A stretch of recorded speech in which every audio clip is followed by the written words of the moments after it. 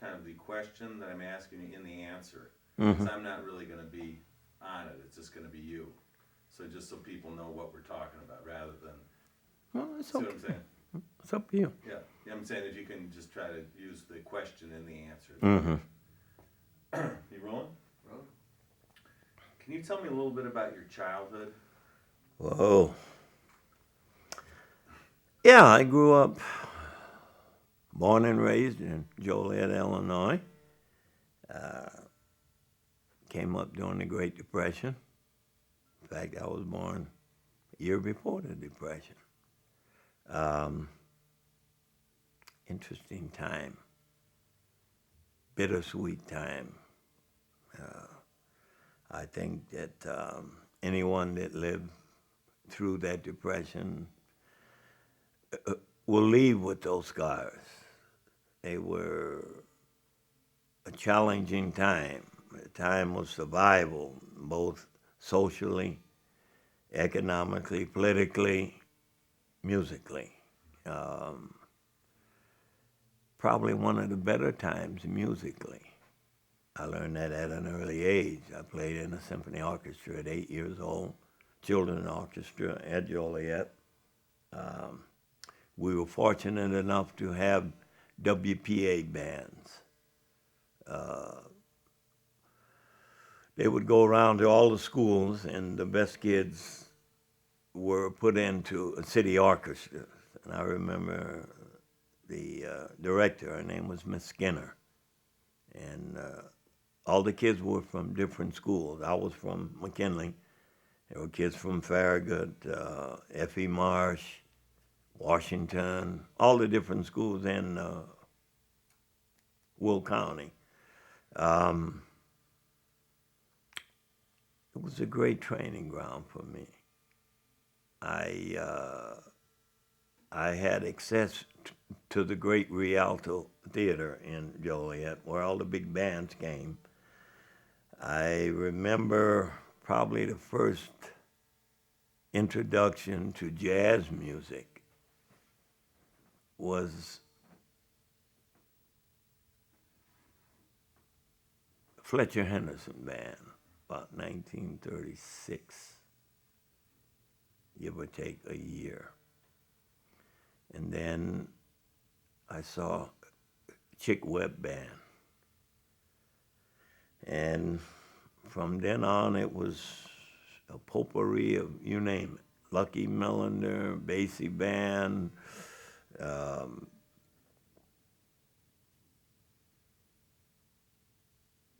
Benny Moten, Benny Martin.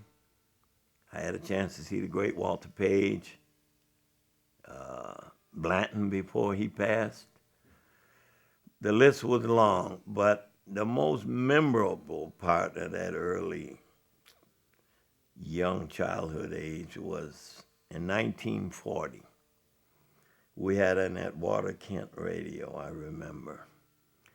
And they used to broadcast from the Colgate Hour and from College Inn at a Hotel Sherman here, all of those broadcasts. And I remember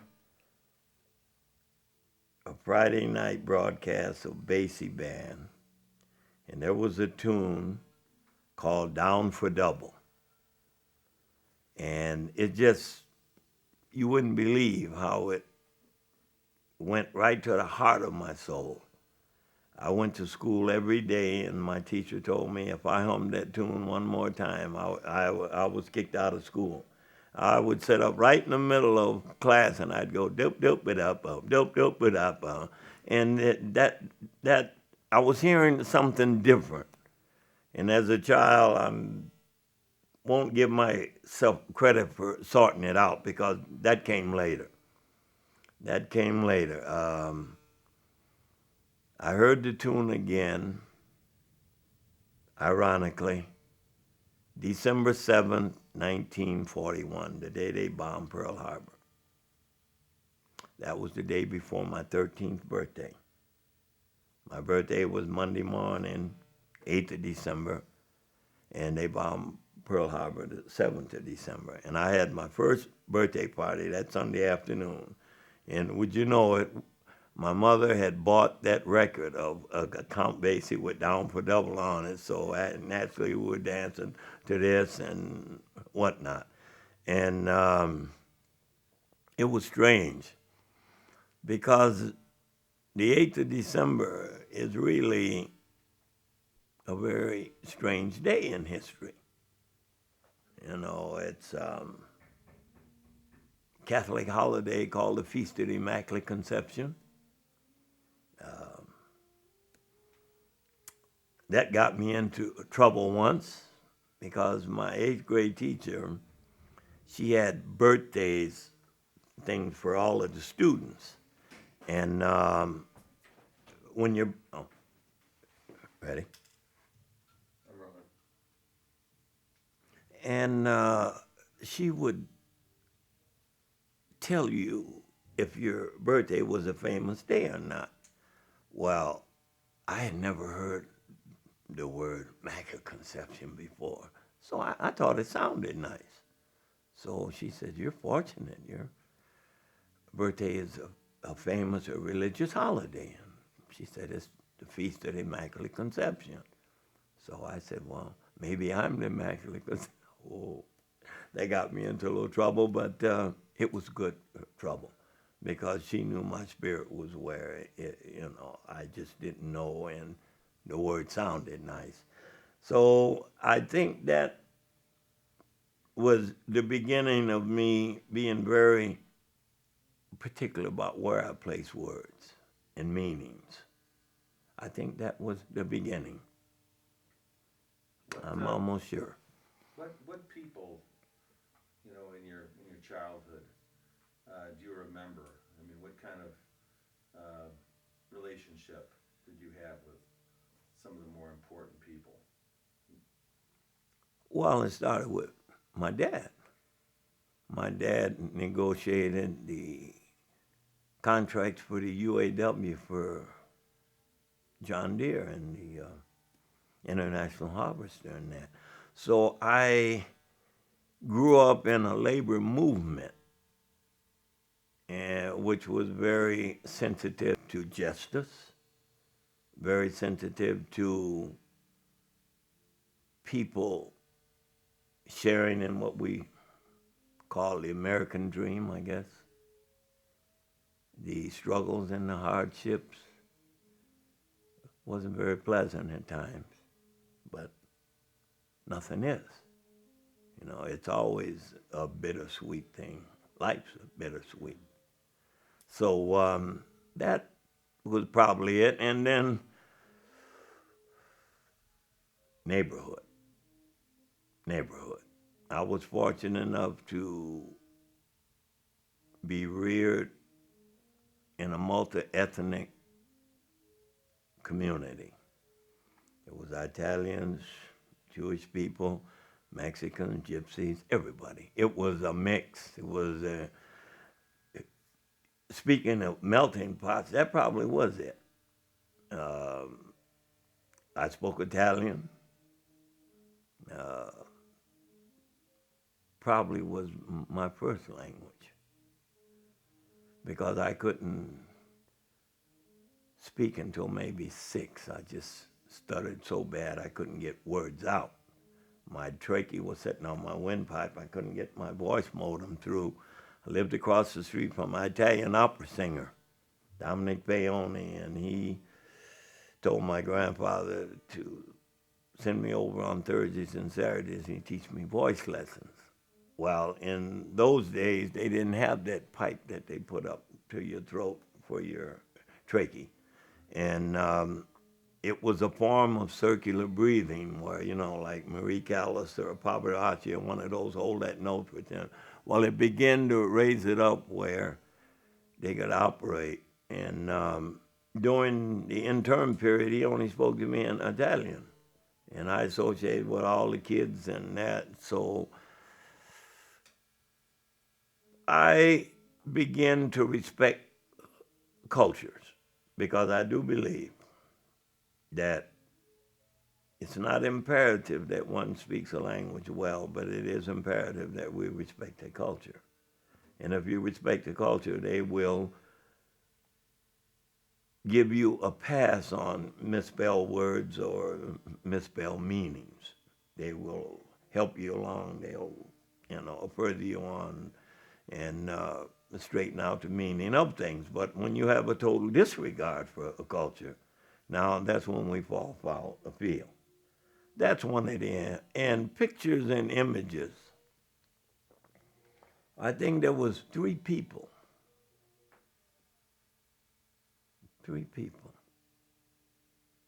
maybe four. Dr. Benjamin May,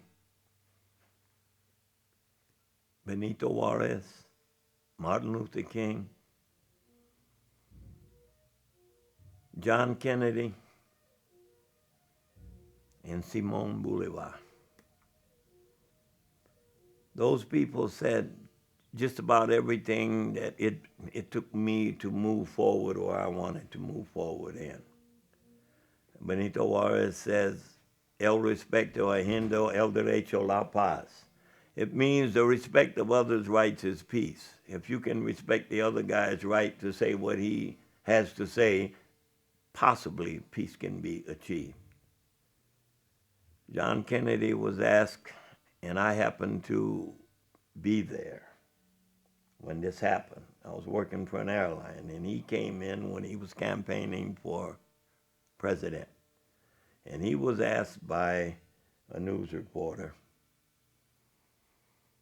from here, but it was on national TV, if he thought that he was quoted saying that he thought that a revolution was the best thing for this country. And he was confronted with that, and he says, yeah, I may have said it. And she said, no, I have a film where he said, it doesn't matter. He said, quote, there's all kinds of revolutions. Revolution at the marketplace, political revolutions, social revolutions. That's not what bothered him. What bothered him is who was going to lead it. What's up front? Who's at the switch? Is the train running wild? I've always been very conscious of these things at a young age. This is where my head has always been. And I have kept a watch on it, a vigil on it. I've seen things move laterally, vertically. I've seen them not move and should have moved. But leadership is 80% of it. Cooperation may be the other 20. Musically, Count Basie, and believe it or not, quite a few of my peers that came along with me. Ray Brown, Oscar, Ed Thigpen. Many of the beboppers, too many to name them all, but enough. Blue Mitchell, Getz, Zoot Sims, very fine person. All these people were personal friends of mine that I shared a relationship with. It wasn't idolization. It was an exchange, a verbal exchange about life's problems, about music, about so many things. These were people that were influenced in my life, and I hope I may have been some influence in theirs. I don't know. History controls those things. Many of them, most of them are gone now.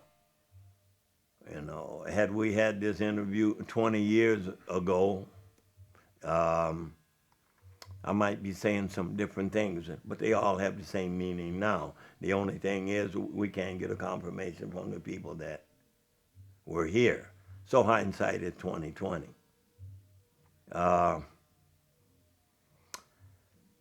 That's about it. Politically, I probably should have stayed away, but I didn't. most musicians draw a line between politics and music. Milt Jackson did. And I thank him for the things he told me. He only said one simple thing: you take care of the politics, I play the music. And I remember that. These are things that help mold me, I believe. Just little simple things that people said to me and done. You know, Joe Siegel and I have been real close for a long time. I hope he's around for many years to come, because he's done miraculous things, regardless of what anyone might think of Joe. And everybody's entitled to their opinion. I haven't heard bad things about him or even in it. The only thing is that he has been able to keep this music alive. He's been able to create work for the musicians. He has made sure that the music stayed about as pure as it's going to get, and has persevered for better than a half century.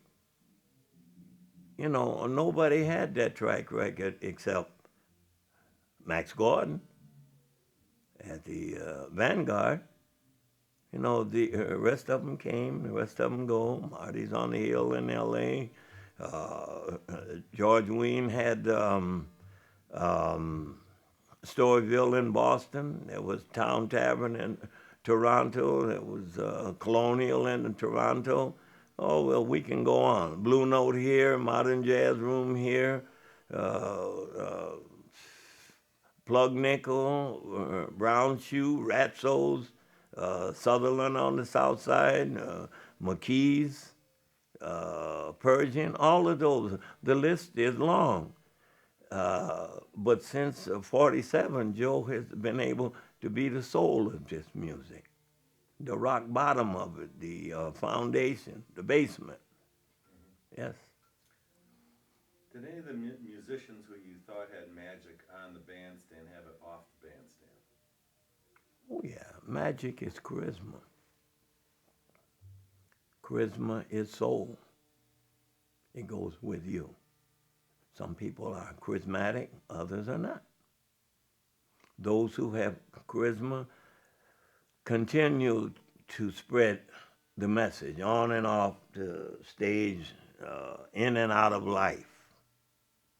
They are a messenger. Their mere presence is a magnetic force that demands the attention. And they get that attention by mere virtue of the content of what they're saying. What do you feel soul is? Soul,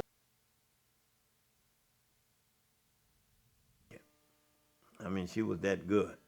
And he would play violin, she'd play piano, or he'd go to piano or drums, and he would do it. What? You're rolling? How's it sound? Sticks. Yeah, hey, oh man, that's really something in Philly. Yeah, yeah. You ready? Yeah. No, We were talking. We were talking about soul, yeah. and I just wanted you to tell me a little bit about qualities that you feel that soulful people have. Well, it's a manifestation. The workings of the soul. First, we have to believe that there is a soul. Okay? Ready? The soul is you. Everybody has one. So it exists. How we manifest it, make its mechanics work, determine our success or our failure, our lack of, or our being what we are. It's the marrow of our bones. I think it's a overplayed term, overused word, because we don't deal with it in the Pentecostal way that it should be dealt with. And it is Pentecostal because it is us. When we die and new ones come into the world, it's a matter of trading old souls for a new life. Okay? So it's evolutionary. It keeps evolving. It keeps going. Day one. The day you come into the world, you begin to die. You spend the rest of your life dying. I believe this. But do you feel that there's a difference between, let's say, someone who is a soulful, you'd call a soulful person? I don't know if you would use that language, and someone who isn't Yes, a soulful we do. person. Yes, we do. So Because what's the difference? that person knows how to get the most, even with the least. The soul, the workings of the soul is probably the smooth side of rough, if you believe that rough has a smooth side. If you rub rough enough and can stand all the abrasives, perhaps you have created a smooth side. So maybe there is a smooth side to rough. Remember Mitchell Ruff Trio? Okay? Willie Ruff? They did a tune called The Smooth Side of Rough. I remember that. And I remember thinking, is there a smooth side to rough? Well, that smooth side is the workings of the soul at its best. When everything is operating on all cylinders. When you believe what you're doing, believe in what you're doing, believe in your surroundings. The ambience gives you everything that you need to move on at the pace that you want to move on. I think we should listen to songs. Michel Legrand, You Must Believe in Spring. Listen to the lyrics. Winter. Spring comes when you get the kiss of May. It signals off that perhaps winter is winding down and there's a bright light coming on. We look forward to it. Now, all these things come out of the soul. The soul is all we have. You know, not dealing in religion to make it a religious thing. But look at Job. You know, a classic example. Allegedly, Satan wanted Job. And the maker says, you can have Job's body. Well, Satan not a fool. He knows the body's dust. He wanted to play games with that soul. Now, we might take that lightly, but that is all we have. That is us. You know, I remember Zoot Sam saying about Getz, they asked him what he thought about Stan Getz, and he said he's a bunch of funny fellas. You know, which one's going to show up on what day? Well, break that down. Sometimes we don't know which one of us is going to show up on what day, or which one we care to show up. That's a choice. And only humans have choice. Animals don't have those choices. Only us. That's the difference between character and personality. A personality, you can change it with cosmetics, change it with material values, material clothing. But the character is what you come with, and that is what you will always have. Why does it seem that some people have more soul than others? Well, I won't say they have more soul than others. I'll say they use what they have more than others, for the lack of a better term or a better word. Because we all have a soul. Here we go. We can't get away from the fact that we all have this soul. Now, what we do with it, that's another thing. How much of it we use. They say that we only use what? Half of our intelligence or even less than that. You know, that depends. What you want, what you in pursuit of. You know, happiness is a strange meaning. You know, happiness to a dog is a good soup bone. You know, hey. Have you found that, given that you feel everyone has soul, have you seen any particular people in your life, for lack of a better description, improve their soulfulness? Anybody come to mind who you feel wasn't because you feel you're using? Oh, that list is long. That, oh my goodness, where do we want to get started at? For an example,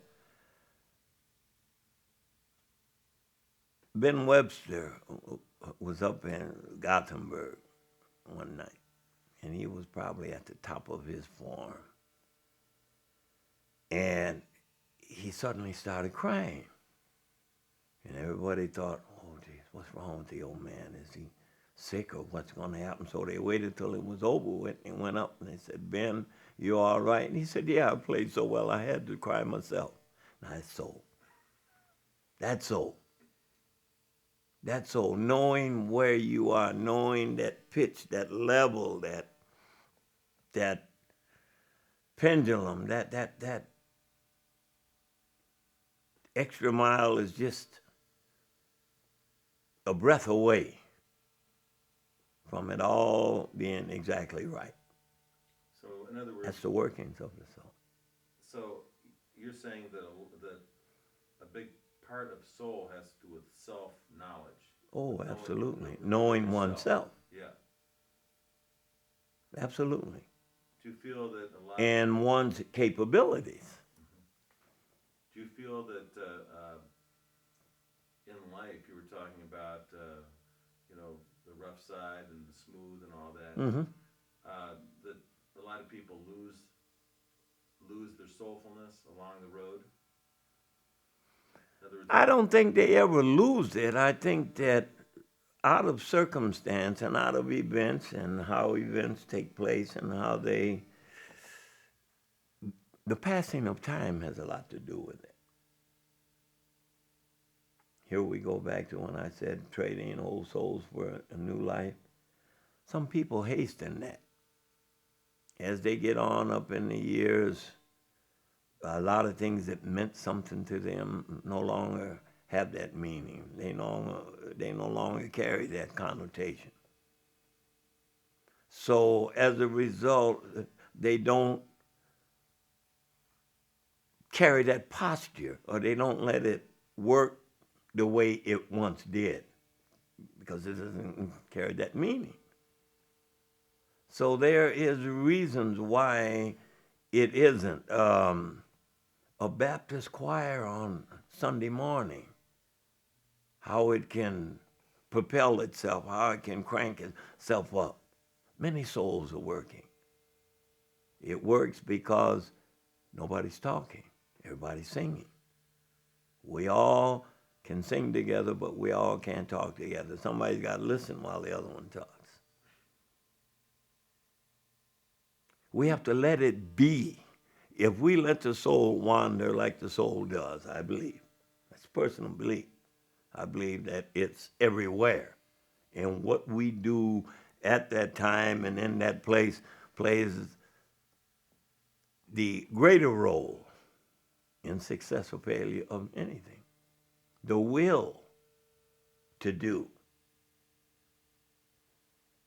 the will to hang in there, the will to persevere, That's the working of the soul. Now, to suppress that will and to walk away and deny that will, the workings of the soul lie dormant. I believe this. You mentioned Baptist choir. What do you find the relation between religion and soul or soulfulness?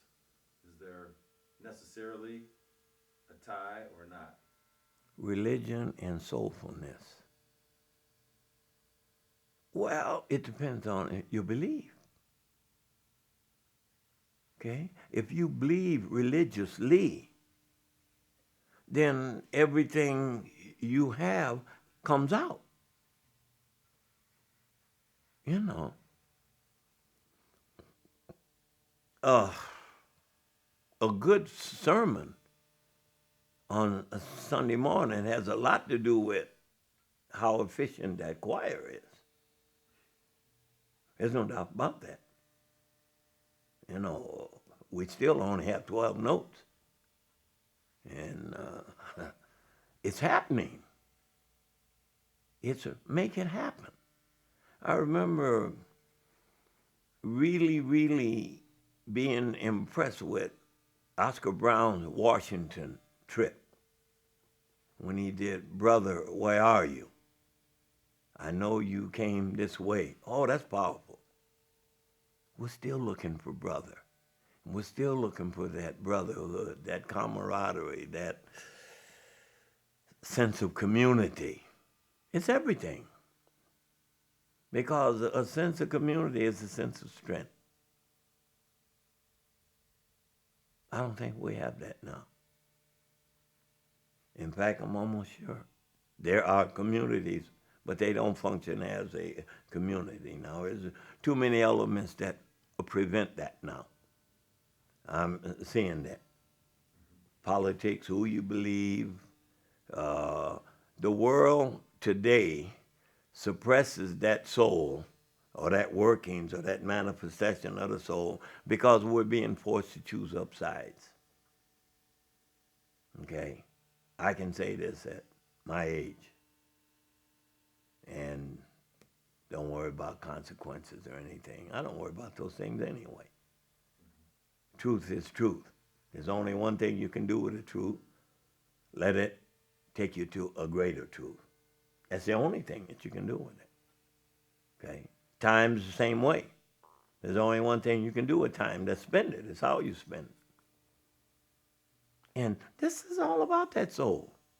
Knowing the component parts, what you can do. What's available to you in this celestial environment of yours. Because we all come here alone and we'll leave the same way. Each soul is an individual soul. Taking religion away from it, it's a fact of life. You are you. Now, do you spend your life being you? Or when do you discover that you're you? And when you discover, what do you do after that? Here we go back to the mirror. Do you like what you see when you go look in that mirror? Some people don't. And guess what? They don't like nobody else all day long or forever, some of them. We got people who like dogs better than they do people. You know, buy his dog a mink coat. He wouldn't even buy himself one.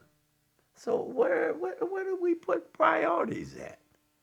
The soul allows us to do that. When we allow it to work at its maximum, it gives us good vibrations and we do good things. Or we try anyway. Great.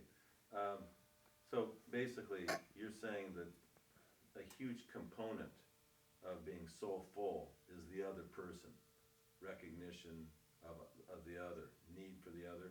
Need for oneself. But I'm saying also other people. I mean. Oh yes, it is a community within itself. And you have to let it operate within the framework of this. Oh, yes. Do you find that in different genres of music, you hear, different types of soul? I mean, for example, if you hear, It's identifiable. Yes. I mean, do you hear soul in all music? Yes. All kinds of music? Oh, yes. Whether it's country or... Doesn't matter. It's a voice, and a voice speaks.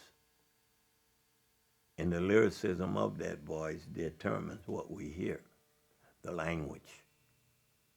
The language that it speaks is universal. Have you made a conscious decision to embrace soul? And what effect has it had on your life? What does it cost? What did it give you? Ooh. It can be costly. It can be devastating. Can you use that in the kind of the question in the answer? Well, in the abstract sense, it is costly because you have to stick by your conviction. Now, if you trade off your conviction for some other belief, you betray that soul. That soul is you. Can you stand up and be accounted for? Okay? Musically, you do it through your horn or your instrument, the statement you make.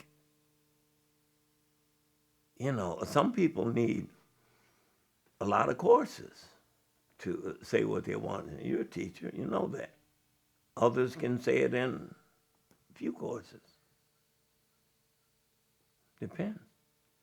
Some people know punctuation, where to put all of the commas and exclamation points and all the other things. Others can't construct that sentence or that paragraph.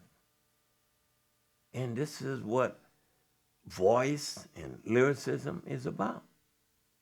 Song is the greatest voice, is the human voice. You see? And then instrumentation adds the coloration.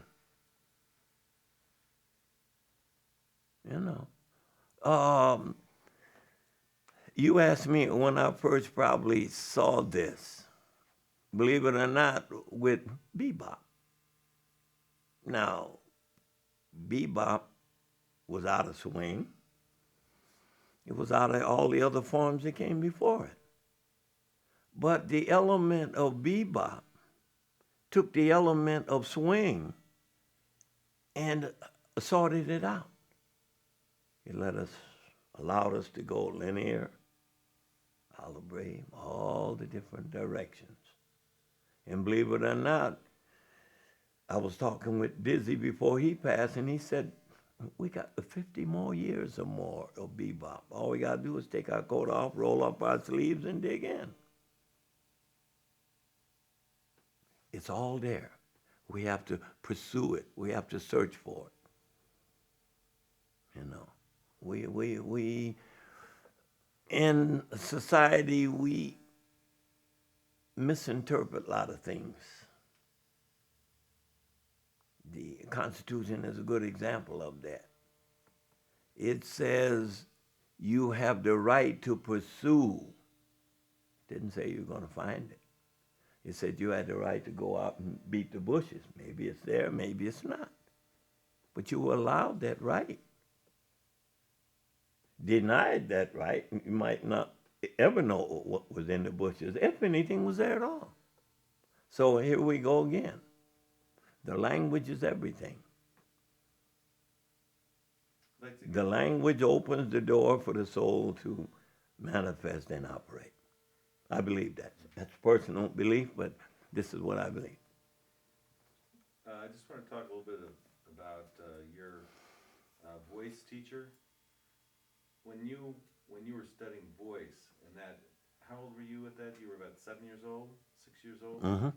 Yes. Did you have any experiences back then, perhaps with a teacher, in which you felt a soulfulness?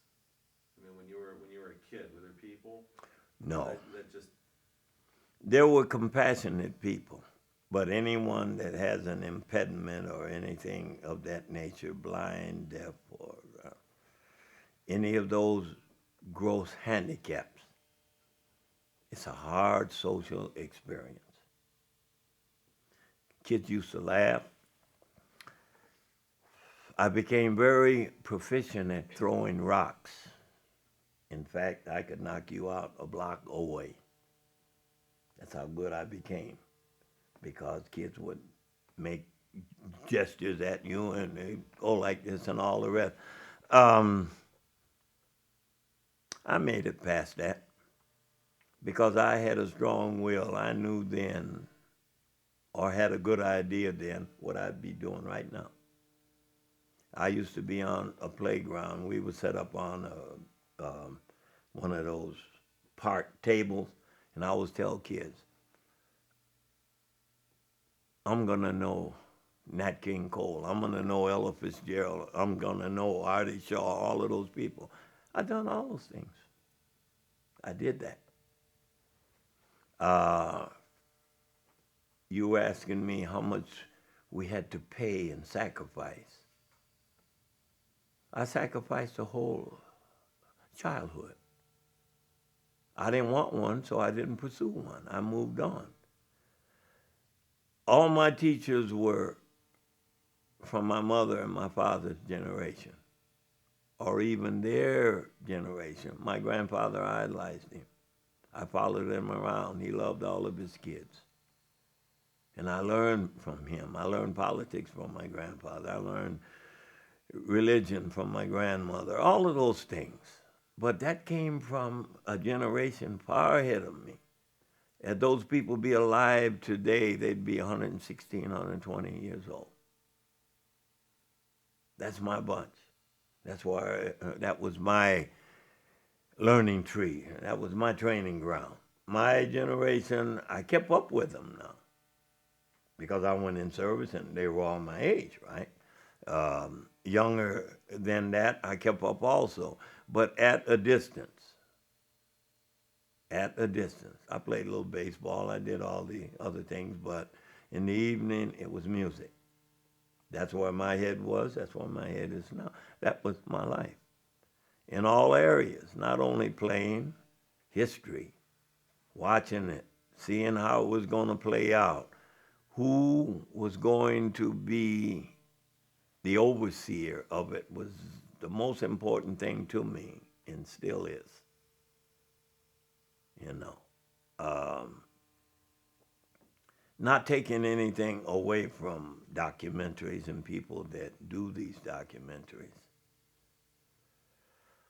Some people say, why is it that people like Alistair Cook and all the big documentaries, why are they commissioned to do what great American people who were here during the time didn't do? Well, maybe they want to do it. And maybe the people that hired him to do it wanted him to do it. You know, you still can't tell a man how to spend his money. Okay? But that does not excuse the fact that universally, America knows less about this art form, which is its only indigenous art form, than any other society or culture in the world. And that's probably the saddest thing of all my 75 years. That it was maybe deliberate. That it didn't come by another route, I'll put it that way. Had it come by another route, maybe they would have embraced a little more. But so many of us had to leave this country and go elsewhere to get any recognition. That was probably one of the saddest things for me. witnessing and seeing this. Because it is a perfect art form. I've lived to see churches denounce this music. Said that it had nothing to do with the soul, had nothing to do with it. It was devil's music. We've all went that route. But yet, in those 12 notes, there's nothing in there except truth. Because one thing about jazz, you must play the correct changes. And if the correct changes are correct, then there is no mistake then. If it's played well and it's played right. So what's wrong with that? I don't see anything Satan-like with that. But again, churches are beginning to come around. Is it too little, too late? I don't know. I don't think that's for me to say, because I do believe it's never too late. Same way with saving these young kids out on the street, getting them into your school and getting them into places of value. If you can save 1, 2, 3 of them. Would you say culturally now, would you call this a soulful time or a... No. I've seen some soulful times. This doesn't happen to be one of them. This is a time of transition. Transition, changing of the guard. You hear them say even on the news, it's a new world order. But it didn't say what was in order or how we were going to keep the order. That's yet to come. It will come. Will we like it? It's just a form of change. Change is inevitable. It's always happening. Some we like, some we don't like. But it's the hardest thing to adjust to, I tell you that. Change. Because if you got what you want, you're cozy. You know what I mean? You don't need somebody rocking the boat, to use a slang expression, you know. So there's always resistance to change. But these are not soulful times, because we use too many substitute terms that destroys the language. Okay? We say we have a communication problem. People don't communicate with each other. Sure they do. If someone was going to stick you up and he put a gun in your face, I think he's communicating very well. He told you that it's either this or that. Okay? So no. We don't want to go there with that communication thing. It's about believability. People don't believe in each other. Guy can walk up to you and say something of value. And you say, how do you know? How come I don't know? I watch TV every day. I read the newspaper. How come this ain't in there? I mean, how come I didn't see it? It doesn't make it any less so because he didn't see it. Truth is truth. Again, it only leads to greater truth. Now, this is that soul thing. It's about truth.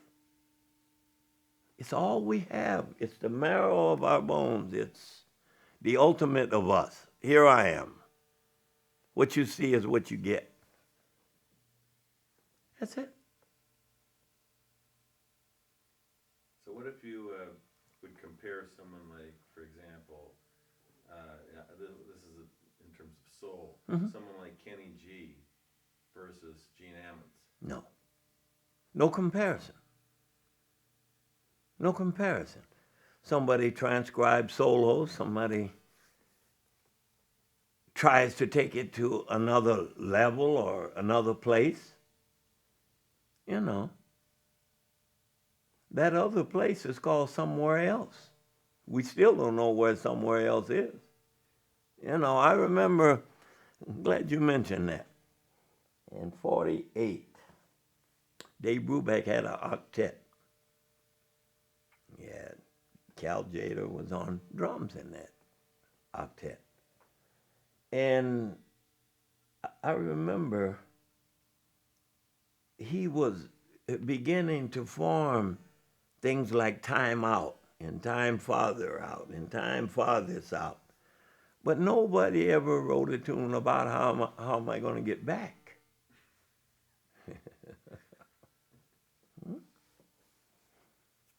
No, we go out in the stratosphere, we go to Mach 3, Mach 4, all the heights and elements, but we got a roadmap on how to get back. Interesting. What do you feel that someone, we were talking about Gene Ammons, what do you feel the effect Gene Ammons has on listeners?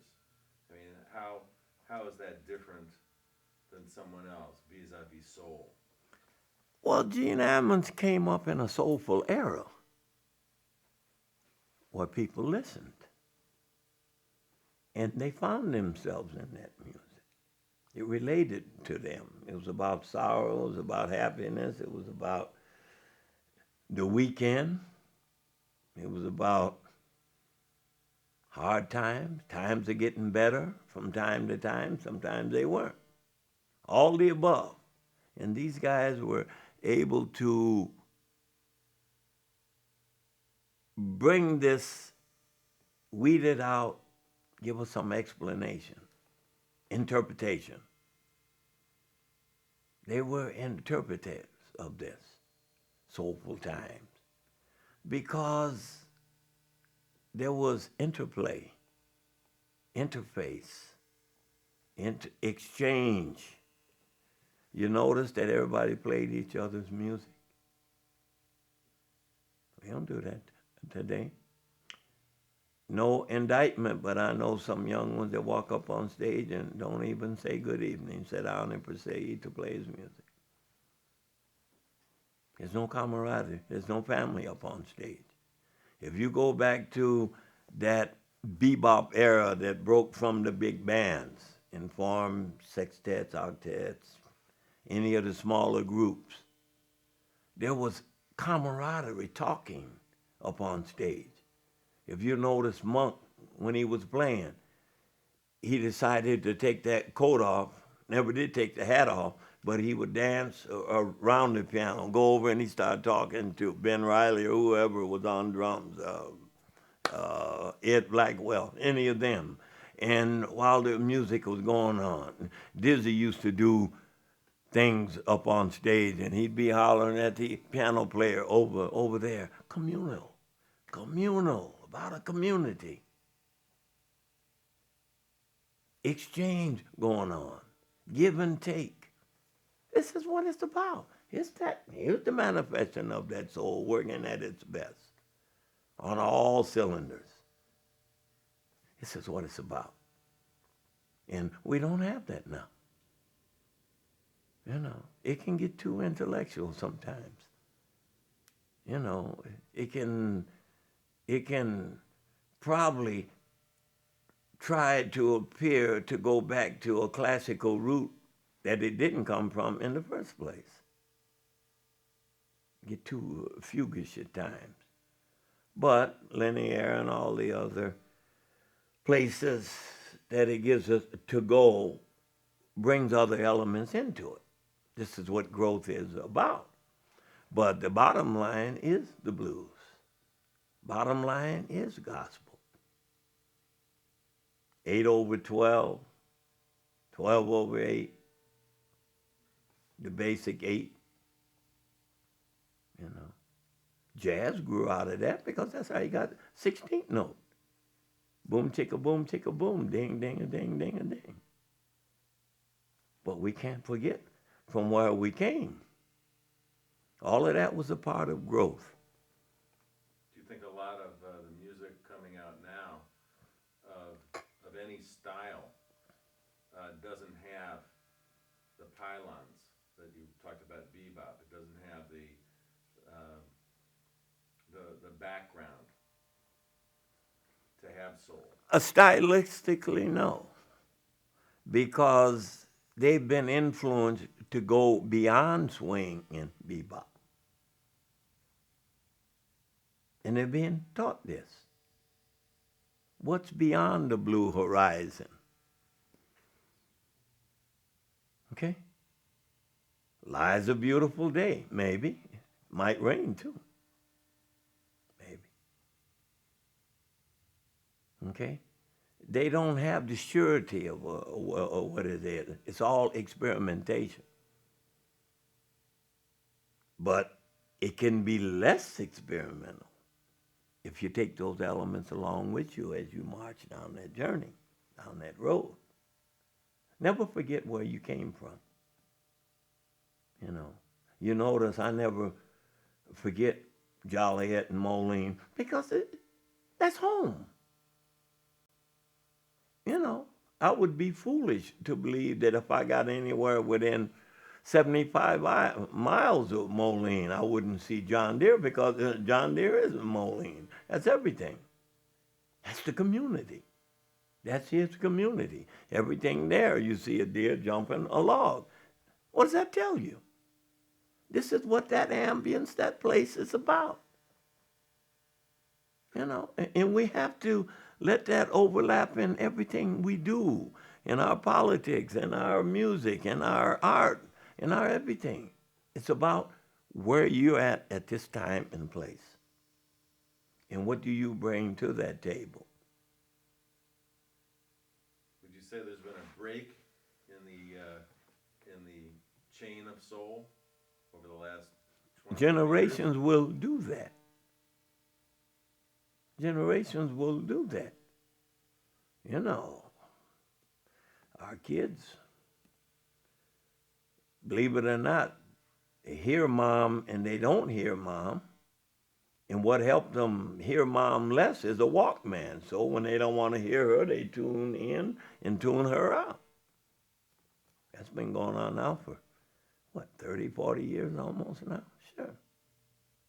So how do we bridge that gap? You've seen me do that. Every time you see me, I got the young ones with me, carrying them along, showing them. They don't have to come. I tell them one thing. There's two sides of the street, over here, over here. I'm over here. You want to walk with me? Come along. You don't? Go over there. I've been there. Now, Eastern cultures don't function like that. You take any of your Eastern culture, anybody who has to go to the artistic form or to the sports arena, what's the last thing that they do? Here's a question. Do you? What's the last thing that people go to the sports arena? No. One who has to participate in the arena. Say he has a Tai Chi match. Okay? And it's important. And he's went through the yoga thing and he's psyched himself up and whatever. What's the last thing he does? They usually bow to the opponent. No, that's when he gets in the arena. Okay, I give up. On his way to the farm. Sings a song. No, he stops by the old man's house. And he spends an hour with the old man. The old man tells him how to do it. And he goes in there and bingo, he knocks him out. We don't do that in our society. We tell kids in our society, well, you're as good as any. Go out there and give it your best shot. Your best shot isn't oftentimes good enough. No. He has to go back and be tutored and nurtured by someone who's been there already. We don't see fit to do that in the Western world. We don't take advice from someone that's been there. Okay, someone that's been there, that was their time. And we create these divisions and say, well, that was his time, this is now. Nothing changes, it's just soup warmed over again. The more things change, the more they stay the same. This is history. History happened. You can't take that away from history. If it didn't happen, it's not history yet. You know, let's don't lose the nomenclature. Nomenclature says history. It didn't say mathematics. It can be the mathematics of history. What does it add up to? You know, come on. No. There's reasons why things aren't as they should be. And we've got to get more people to sort it out. Put it into a perspective. A lot of people don't want to hear it, they really don't. Many reasons. Some guilt because he didn't do his share or his part, or the system that didn't function well, the politics went sour, all kinds of reasons. But this is what you say. Are we living in soulful times? No. We have suppressed the soul. We have seen very little need for it.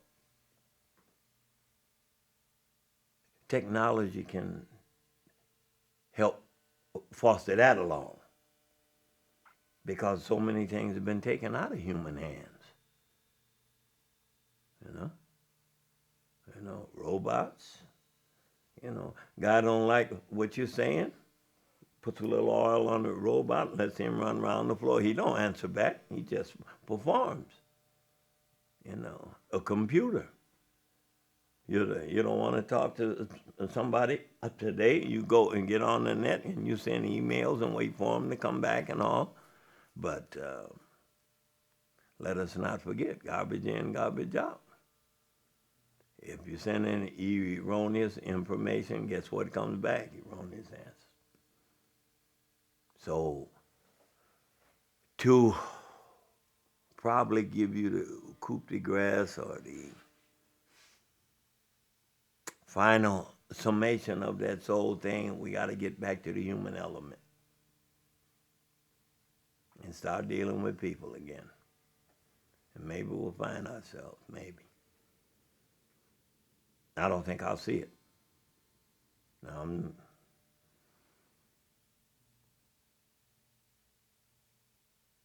willingly sticking my neck out because I don't know how long I'm going to live. You don't know how long you're going to live, but I don't think I'll see it in my time. I think it's a little bit too much sorting out to do. And I'm not sure I trust who's going to sort it out. Let's put it that way. Do you feel that, given that so much of what's happened in this last century in terms of flying and communication and telephone, and just so much has happened. At this point now, do you feel that there's much hope for, you said these are not soulful times. Mm-hmm. Do you think there's hope for a new soulful time, where basically due to technology and almost a change in human nature, because of everything that is everything is very different now? Technology will probably be a hindrance. It will probably take us farther away. Okay? Remember Newton Menow saying that television was a vast wasteland? In so many ways, he probably was right. See what I mean? Too many voices. Here we go back to what I said earlier. We can all sing together, but we all can't talk together. Somebody got to hold still while somebody talks. No, I don't think so. We have to have the will. Hope is eternal. Okay? Hope is always imminent. You buy a lottery ticket for $1, you buy $1 worth of hope. No. Hope is always right around the corner. All we have to do is to ask it to come around. And hope. Don't mean it's going to happen, but it's the thing that keeps us going. It's the least of things. Same way with creativity. You know, of all the things that we can create, guess what the least thing we can create? A disturbance. Anybody can do that. Things are going good, just throw a monkey wrench in it and everything goes chaos into flux. Now it takes a lot of construction to do that. Intent. It's all based on intent. Law is based on intent. Malice is based on intent. Express malice, implied malice, all those things. That's life, Dave. And we're talking about the soul. That's life. Soul is life. It is life. The only thing we don't know is where does it go when life no longer exists. Maybe someday we'll find out. Could you tell me, in the last few minutes, where are we at? You know, we're at. Because I come up in an environment similar to that. It wasn't until I went in service that I saw a mountain. I saw a bluff. I saw a few semi-hills, but I grew up in flatland. You know, anything from Kansas to Ohio is all flat land. That's all I ever saw. But within the confines of that Serengeti, that American Serengeti, that middle America thing, I also saw an urban life. I was just 40 miles from Chicago. So I had the best of both worlds here. The rural world and the cosmopolitan urban lifestyle, the streets and alleys of the urban world and the hills and valleys of the rural life. You know, the glares glow of the neon sign. Okay? I came up in a time where I saw the last of the horse and buggy and the first of electric refrigerator. That was all in my time. Okay? I remember when there wasn't no electric refrigerators, that you carried 50 pounds of ice on your back up 3 flights of six flat in the urban life. I saw where you had to walk or take it in a wagon for maybe a quarter of a mile, and when you got home, it was melted already if you lived in the urban life, you see. So here we go back to being in transition again. The war and technology took us to these other levels. Now, along the way, what did we give up? What did we sacrifice? Pollution. We cried about the smokestacks at Gary, South Chicago, Pittsburgh, Youngstown, Cleveland, St. Louis, all of those things. And now we're crying because they're gone. So change, again, here we go. It's still a bittersweet thing. For somebody, it's always good. For others, it's a bad thing. For some people, it's the best thing since penny candy. Could you tell me a little bit about, let's say, one of the most soulful people that you've known in your life, and the least soulful person? Well, to say the least soulful person would be an indictment. And I think that should be left to judges. I'm not a judge of someone's character. And who am I uh, to say he was the least or this one was the least or this? The most is easier because it is the most one you've seen. Okay? That would be hard to say. If I was a little bit prejudiced, I would say my mom or someone I admired well. Well, that might not be the truth. I might have seen someone more than my mom or grandma or someone I endear to more. Okay? It depends on whether I'm willing to acknowledge it or not. I think it's too many, really. I think it's too many because, as you say, it was a soulful time. And I mean, souls were all over the place. And it was happening. And that's what it's about. Is it happening? You know. Remember when Cannonball Adderley did the tune "Things Are Getting Better"? Okay, all right, that's an acknowledgement that maybe, just maybe, these are soulful times, but they won't last. We'll go back to the other again, always.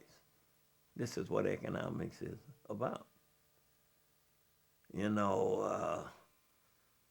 To know the currency of economics.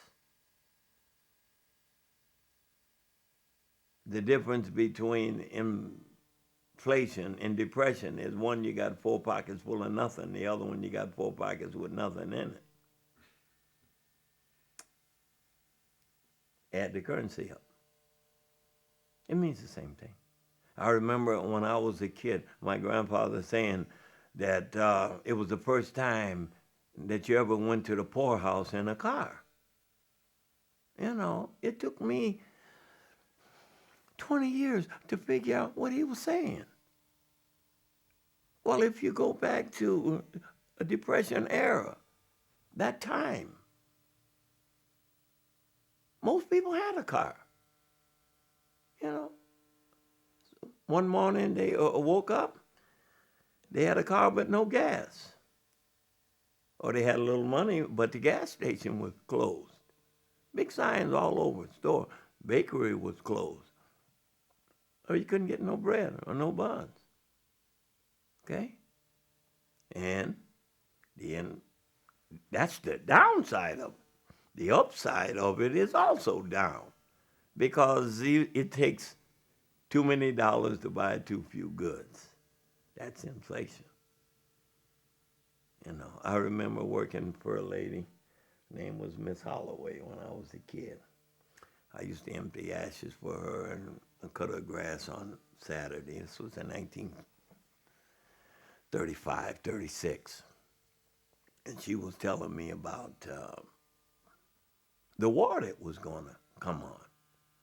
In her house, she had pictures of Kaiser Wilhelm and Bismarck and all these big generals, and she was telling me things are bad. She said, just heard from my sister, and she said, you have to take a wheelbarrow full of money uptown in Düsseldorf to buy 2 loaves of bread. Now, for a 7-year-old kid, a 6-year-old kid, I'm trying to figure out what she's talking about. But the same thing was happening in downtown Joliet.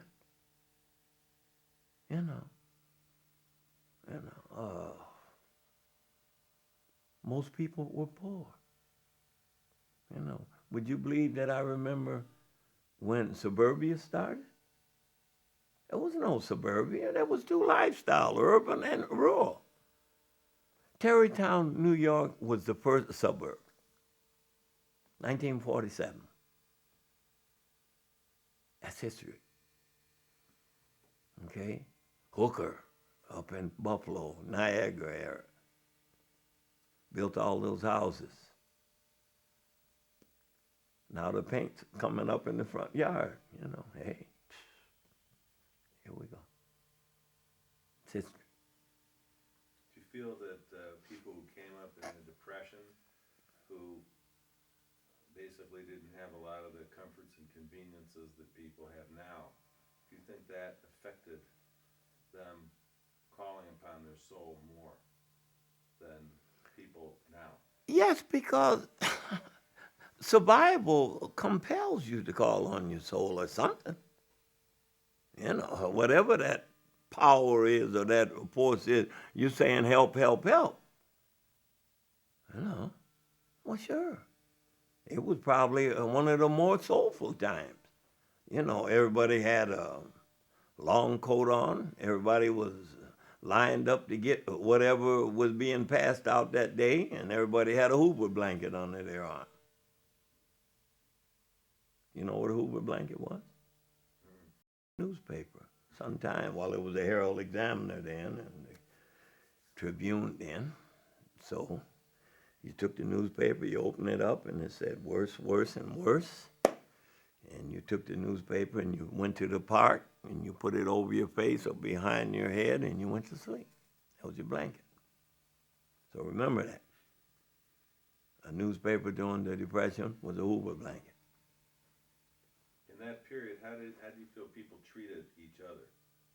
Did you feel there was a competitive thing because people needed things, or do you think people helped each other? Okay. We all had one thing in common. Most of us were poor. Out of work, displaced, future was very bleak. No end in sight. We had that in common. So it was a kinder time. People were searching their soul. Okay? They were looking and seeing this guy was no better or no worse than me.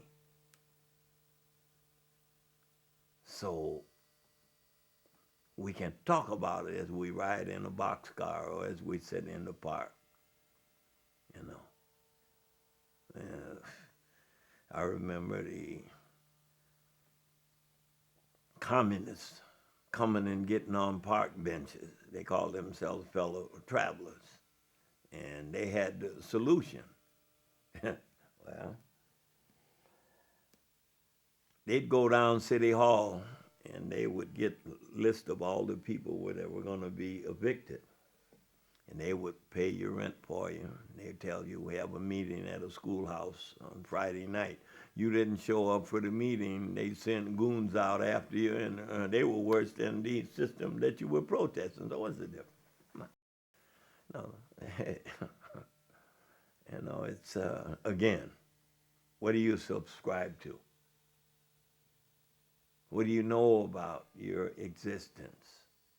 How well have you tracked yourself and paced yourself have you went on through life? That depends on what you know, who to believe, what not to believe. That's all part of that mix. Because if somebody else tells you, they're going to tell you what they want to tell you. What do you know? You know, I know people that use excuses about, well, I didn't grow up like this, and this wasn't a part of my home training. Ma and Pa and Grandma and Grandpa can only teach you so much. What did life teach you after you left home? That's the important thing. And if you don't believe it, graduate from college and go to IBM or Xerox or one of them. First thing they do is shake your hand and says, congratulations on being valedictorian, or however way you come out. Take that diploma home, show up Monday morning, and we're going to teach you IBM's way, don't you? School's never out. Ever. Nobody ever graduates. It's just one phase to another one. It's an escalated process, life. Your job, technology, change, transition, all this is part of that one mix. And that's what we learn in life. That's what I've learned in life. Do you feel that the great players... David, Yep. this is a good time.